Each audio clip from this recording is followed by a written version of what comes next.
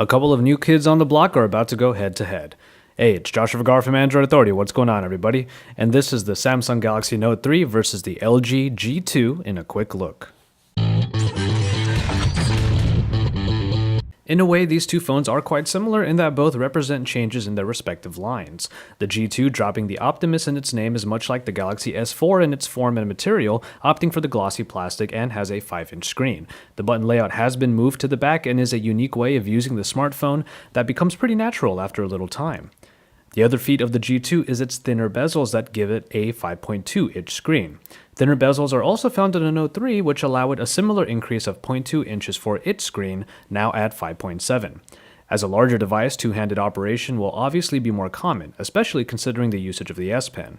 The new changes in the Note 3 actually involve the overall material. Instead of the glossy plastic, Samsung went for a textured plastic that alleviates the fingerprinting and slippery feel that the G2 can get.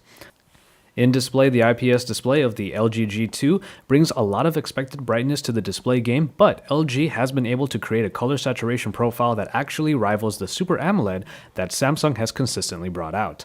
It's a great display at 5.2 inches and is comparable to the 5.7-inch screen on the Note 3, which is like a larger version of the great performer that was originally on the Galaxy S4. When it comes to specifications, we actually have a little bit more level playing field. Both phones employ the Snapdragon 800 processor clocked in at 2.26 GHz backed by the Adreno 330. The Note 3 does have an edge with 3 GB of RAM aside from the standard 2 GB like is found in the G2. That extra RAM is important for all of the multitasking that the Note 3 is capable of, especially considering the new S Pen functionality. The Note 3 also has a little bit of an edge by having a removable back, which allows for a replaceable battery and expandable memory. When it comes to the camera, LG put a lot of new features in the G2 that we might have seen iterated in the Samsung Galaxy S4.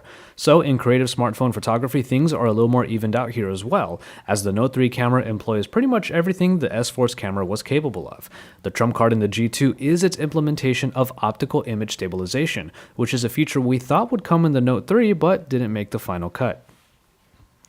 And in software, both LG and Samsung have been striving to add new features and functionality to their respective Android versions, and in the case of the G2, there are a few new multitasking options. Slide Aside is one particular new and notable feature. And for the Note 3, we have the S Pen that has been updated with the Air Command menu that includes smart memos and small app windows.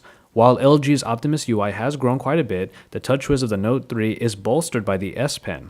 If a stylus experience is more appealing to you, it's pretty obvious which device to look at here. And so, there you have it. LG and Samsung are going head-to-head with their close releases of their flagship phones. If there's one thing that the Note 3 does make me wonder, it's what the Pro version of the G2 will look like, since the original Optimus G Pro is closer to a Note device offered by LG. We'll have to see what the G2's larger version can bring in the future. And for the rest of our Galaxy Note 3 and LG G2 coverage, make sure you stay tuned to Android Authority.